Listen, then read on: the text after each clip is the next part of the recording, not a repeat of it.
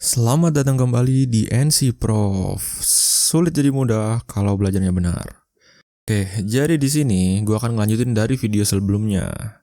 Di video ini akan dibahas tentang metode yang digunakan untuk menentukan sistem ini stabil apa enggak. Salah satunya adalah metode Routh-Hurwitz. Nah, prinsip dasar dari metode ini adalah kita pengen ngeliat nih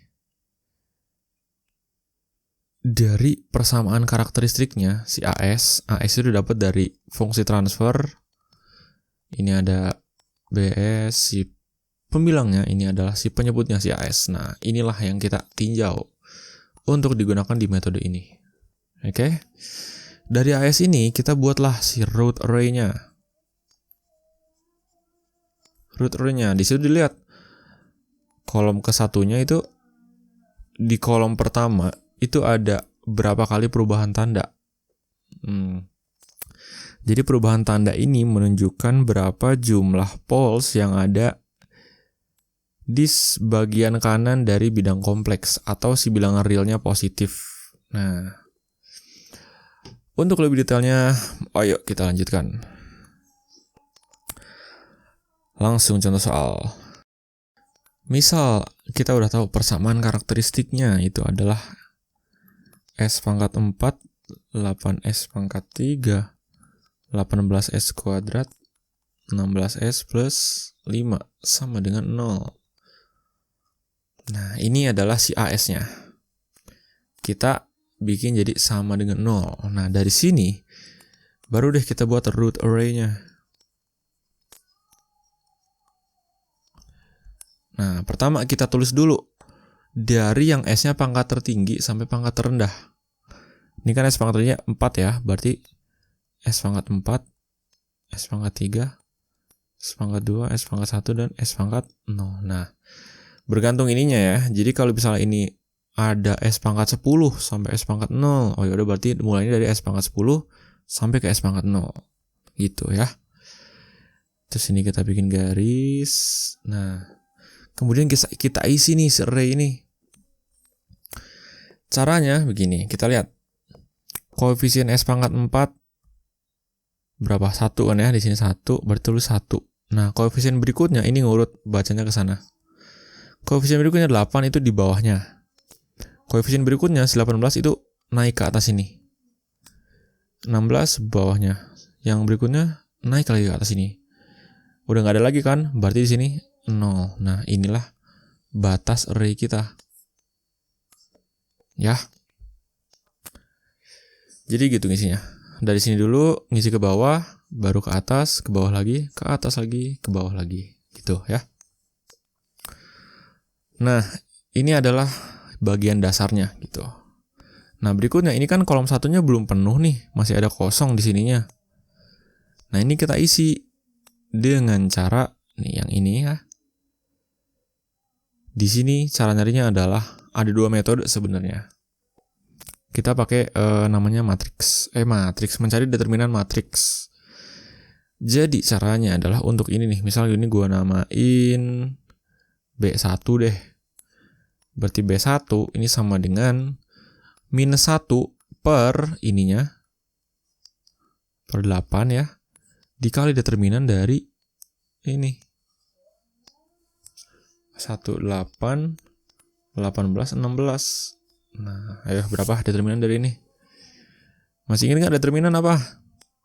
Kalau ada A, B, C, D, determinannya adalah AD min BC. Iya betul. Berarti ini min 1 per 8 dikali dengan 16 dikurangi 18 dikali 8. Nah, oke. Ntar kalau dihitung hasilnya bakal 16. Nah, itu cara pertama buat nyari elemennya. Ada juga cara kedua nih. Ini lebih simpel. Jadi langsung aja B1 itu adalah panahnya gini. Ini dikali ini ya. Dikurangi ini kali ini dibagi dengan ini. Ya, jadi 8 dikali 18 dikurangi dengan 1 dikali 16 dibagi 8. Coret-coret hasilnya 16 juga. Nah, dari mana kayak gini? Coba pikirin sendiri, ya. Jadi kita tulis di sini 16. Terus di sini berapa? Nah, caranya hampir mirip sama yang ini. Cari ini. Caranya adalah kita pakai kolom ini dan juga kolom ini. Jadi kalau tadi alurnya kalau pakai cara 2 itu ini dikali ini dikurangi dengan ini kali ini dibagi dengan ini. Kalau sekarang nyari berikutnya adalah ini dikali ini nyebrang sana dikurangi ini kali ini dibagi dengan ini. Gitu. Jadi berapa tuh? 8 kali 5 40 ya. 40 kurang 1 kali 0 0 bagi 8. Berarti hasilnya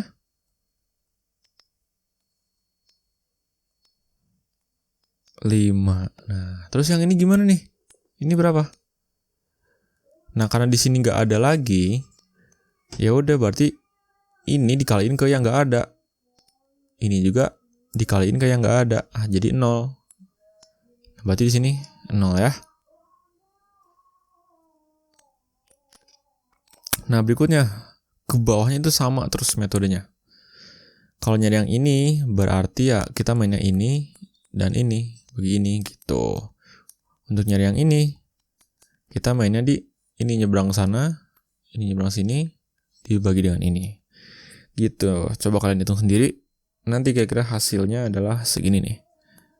Ini 13,5. Ini 0 0, ini 5 0 0. Nah, udah lengkap nih root array-nya.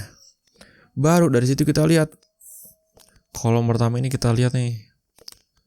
Ada perubahan tanda nggak di situ dari positif ke negatif? Kebetulan ini positif semua ya, jadi nggak ada perubahan tanda. Nah, kalau kayak gini bisa dikatakan bahwa sistem itu stabil. Ya, jadi misal nih. Misal kalau di kolom pertama di sininya ada minus aja, set. Nah, dari sini ke sini ada perubahan tanda. Di sini juga ada perubahan tanda. Ini artinya bahwa ada nih poles yang posisinya di sebelah kanan dari bidang kompleks itu. Kalau poles di sebelah kanan sini tandanya adalah sistem tidak stabil, ya enggak? Nah, itu contoh kalau unstable-nya. Oke. Jadi kita review dulu dikit nih. Untuk mengetahui sistem ini stabil apa enggak, kita pakai metode Routh-Hurwitz. Pertama kita cari dulu fungsi transfernya, kemudian kita cari si persamaan karakteristik. Dari situ dibuat dulu nih si root array-nya dengan caranya yang kayak gini. Nanti lihat kolom pertamanya positif semua enggak dan ada perubahan tanda apa enggak gitu. Kalau positif semua alias enggak ada perubahan tanda, berarti sistemnya stabil. Sedangkan kalau ada perubahan tanda, sistem tidak stabil. Oke? Oh iya, lupa disampaikan harusnya dari awal. Si AS ini harus positif semua ya, atau negatif semua. Ya, supaya supaya kita bisa lanjut ke proses ini gitu. Sedangkan kalau misal AS-nya itu di tengah-tengahnya ada minus atau dimanapun ada minus, misalnya ini min S pangkat 4 kesananya plus terus. Nah, ini ada minus nih. Kebetulan di sini bisa juga dimanapun. Nah, kalau ada minus gini atau nggak seragam semuanya, bisa langsung disimpulkan bahwa sistem tidak stabil. Kenapa? Karena sudah bisa dipastikan bahwa ada poles yang ada di sebelah kanan sini. Gitu, oke? Nah, sekarang pertanyaannya nih. Kan kita dari tadi kolom pertama cuma lihat dia plus apa enggak ya? Plus apa minus gitu. Sekarang kalau 0 gimana? Nah, ini kan nggak minus, nggak plus kan? Nah, ini akan dibahas di video selanjutnya. Oke?